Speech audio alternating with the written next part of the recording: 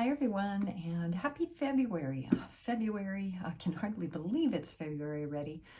The coming month is exciting time for me. I'm going to be doing some traveling finally here in the winter months, getting away, going for a Mexican vacation, have a resort planned all down there. Very excited to get away.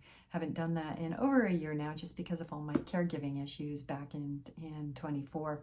But this year I am focusing more on just creating and getting back into what I've been trying to establish over the last decade, even maybe as far back as 30 years, is getting back into the true lifestyle of wellness, of gorgeous wealth, right? Everything that means.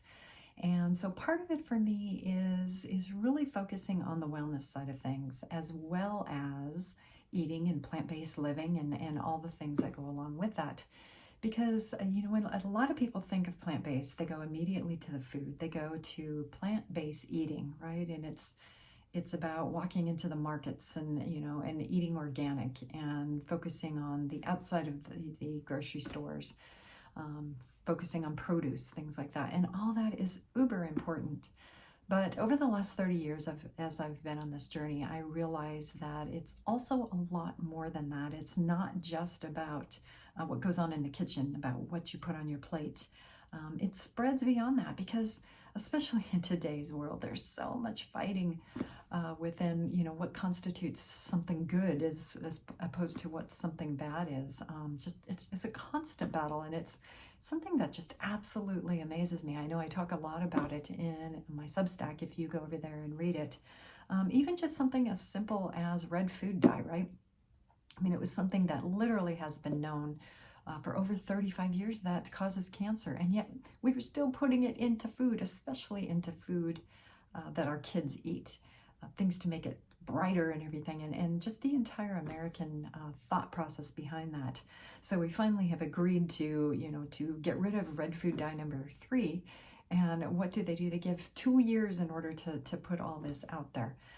Just the fact that we're putting this kind of stuff, pesticides and again, just everything. There's so much to this story. But to me, part of my plant-based journey is, as I discovered one thing, it caused me to move to something else. There was always something else behind there. That was this aha moment. It's like, the very first time I ever thought about, what's in the supplements that I take, or what's in the lotion or the hand soap that I put on, or, even in the clothes that you wear, how do you wash it? What kind of soap do you use? Just everything goes into creating what I consider to be a plant-based lifestyle.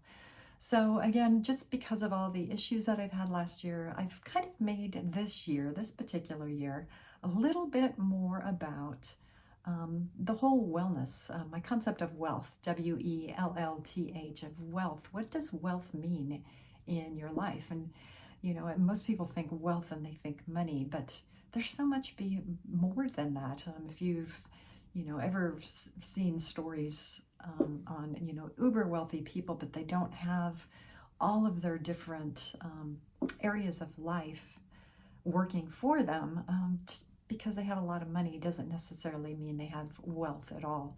And so for me, wealth incorporates just a wide variety of life balance issues, right? About, being happy in your day-to-day life, having the money to support who and what you are, how you want to live, how you choose to live, allowing, the right things to come into your life at the right time.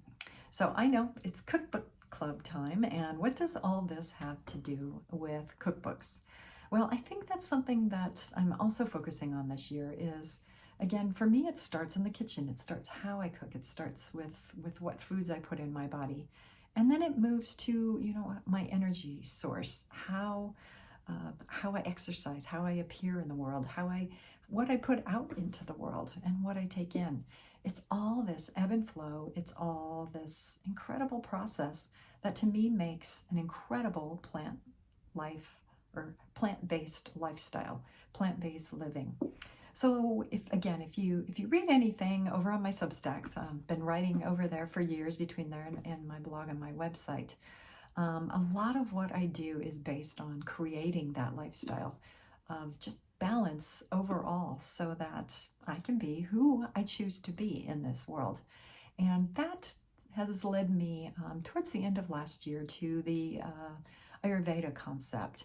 And I've dabbled in it here and there, probably over the last few years. It's something that I don't think you can avoid, that it's going to come out if you do dabble in plant-based living in any way, shape, or form. But as I worked my way through, I became a nutritional coach last year as I worked through my certification program, and I just went really deep on plant-based living and just on nutrition in general. That Ayurveda concept kept coming up again here and there. So that's something I really am choosing to put into my life this year because I want to learn more about that because of the lifestyle behind it. And of course, Ayurveda is not about plant-based per se. I mean, it's not about vegan or getting rid of meat per se. But again, it's focusing on the energy and the nutrition and what it's doing for you and for your body. So I think there is a lot of ebb and flow there.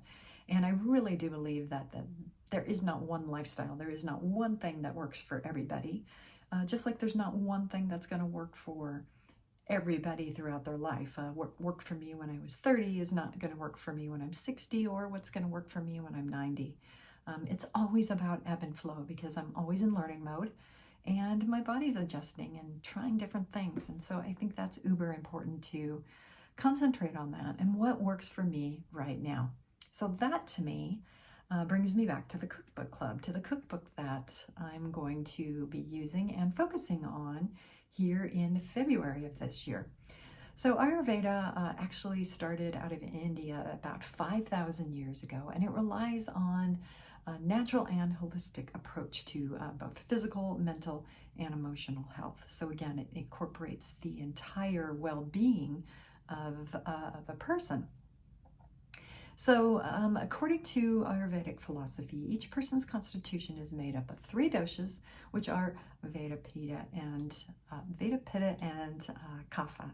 And what you do is you work with those 3 in order to energize and balance your lifestyle. So Vata controls the flow of movement in your body and mind. Pitta is responsible for controlling digestion, hormones, and metabolism.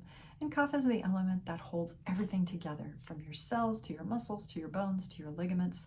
It's kind of what brings everything you do together.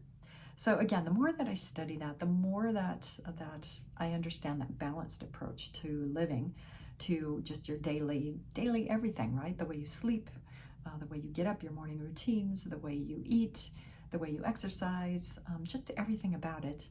The more I want to learn about that, and the more I decided to make that my February focus. So with that, what I'm choosing to do is use this wonderful book that I found that was recommended just through all my surfing online, but I kept coming across this book, Living Ayurveda, or Ayurveda, I have trouble saying that today, it's by Claire Ragazzino, hopefully I'm saying that right. Wonderful book. I mean, I could tell just by looking at the book that I was really going to like this. Very clean, very stylistic type of book that you can keep on your coffee table, keep on your desktop, keep in your kitchen, wherever it's convenient for you.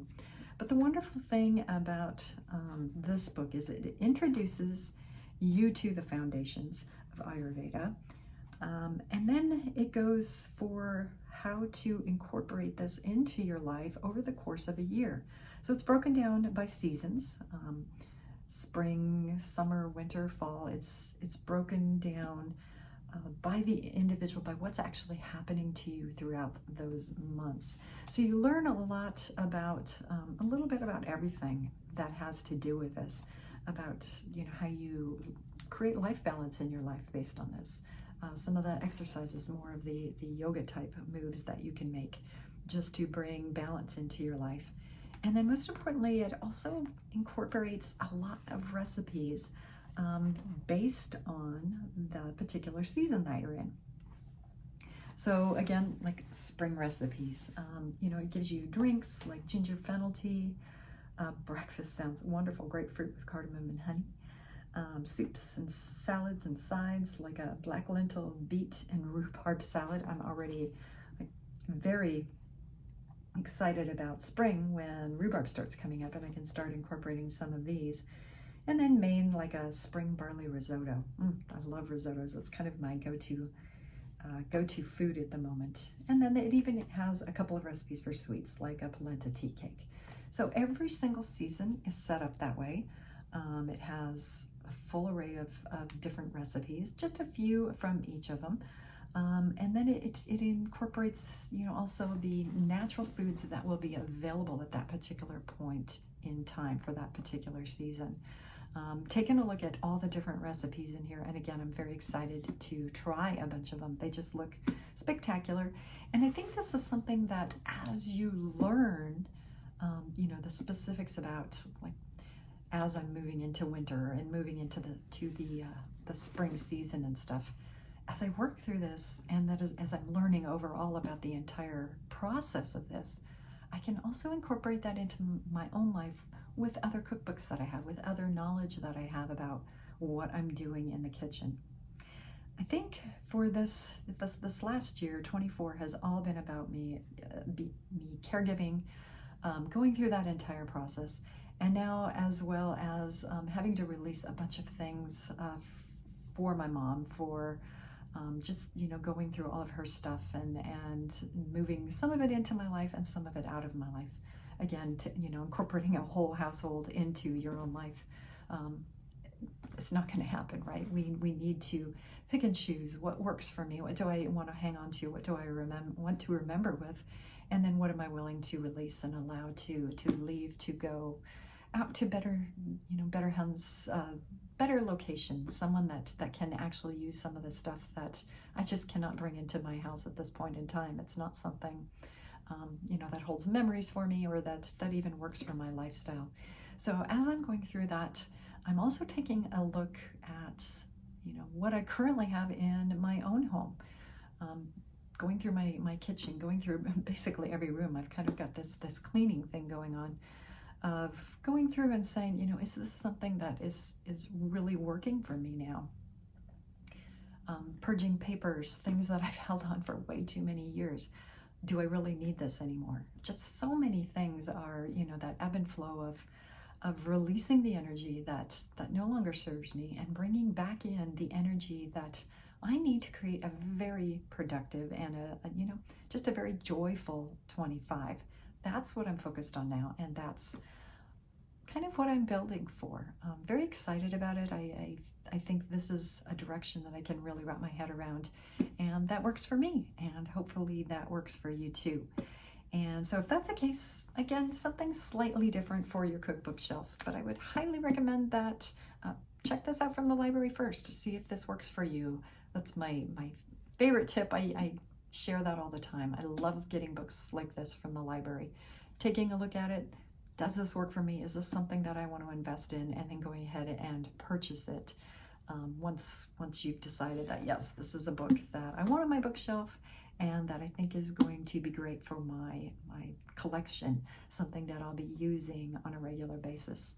And for me, looking at the recipes in here, I'm pretty excited about what she has to offer and what she can do to inspire me to cook some really great food now and all year long. See you next month.